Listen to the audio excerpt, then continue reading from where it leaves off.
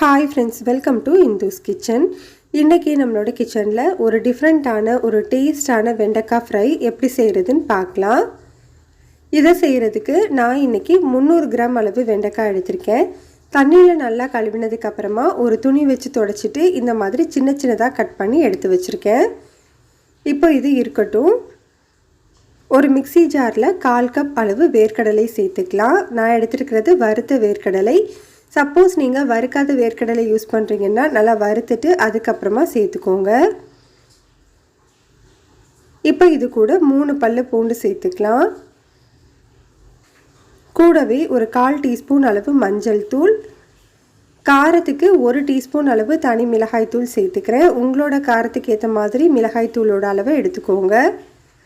இது கூடவே 1 டீஸ்பூன் அளவு மல்லித்தூள், 1/2 டீஸ்பூன் அளவு சீரகத்தூள் சேர்த்துக்கலாம். இப்போ இது எல்லாத்தையுமே தண்ணி எதுவும் சேர்க்காம கொஞ்சம் கொரகொரப்பான பவுடரை அரைச்சி எடுத்துக்கோங்க. பாருங்கள், இந்த மாதிரி கொஞ்சம் கொரகொரப்பாக இருக்கணும். அப்போ தான் நம்மளுக்கு வெண்டைக்காய் ஃப்ரை டேஸ்ட்டாக இருக்கும். இப்போ இது தனியாக இருக்கட்டும். ஒரு கடாயில் 2 டேபிள் ஸ்பூன் அளவு எண்ணெய் சேர்த்து சூடுபடுத்திக்கலாம். எண்ணெய் சூடானதுக்கப்புறமா நம்ம கட் பண்ணி வச்சுருக்கிற வெண்டைக்காயை சேர்த்துக்கோங்க. ஸ்டவ்வை மீடியம் ஹீட்டில் வச்சுக்கோங்க. வெண்டைக்காய் சீக்கிரமாக வதங்கிறதுக்காக இந்த ஃப்ரைக்கு தேவையான அளவு உப்பு, 1/2 டீஸ்பூன் அளவு தூளுப்பு சேர்த்துட்டு வதக்கிக்கலாம்.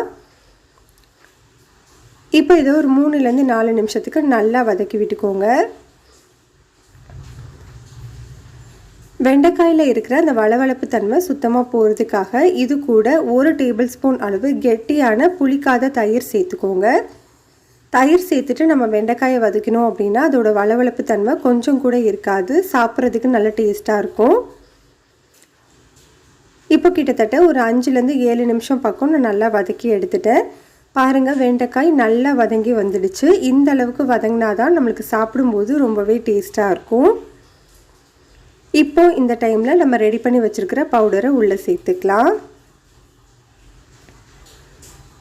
பொடி சேர்த்ததுக்கப்புறமா ஸ்டவ்வை லோ ஹீட்டில் வச்சுட்டு நல்லா கலந்து விட்டுக்கோங்க. வெண்டைக்காயில் அந்த பொடி எல்லாமே ஈவனாக படுறது மாதிரி நல்லா கலந்ததுக்கப்புறமா ஸ்டவ்வை மீடியம் ஹீட்டில் வச்சுட்டு ஒரு 4 நிமிஷத்துக்கு மட்டும் வேக வச்சுக்கலாம்.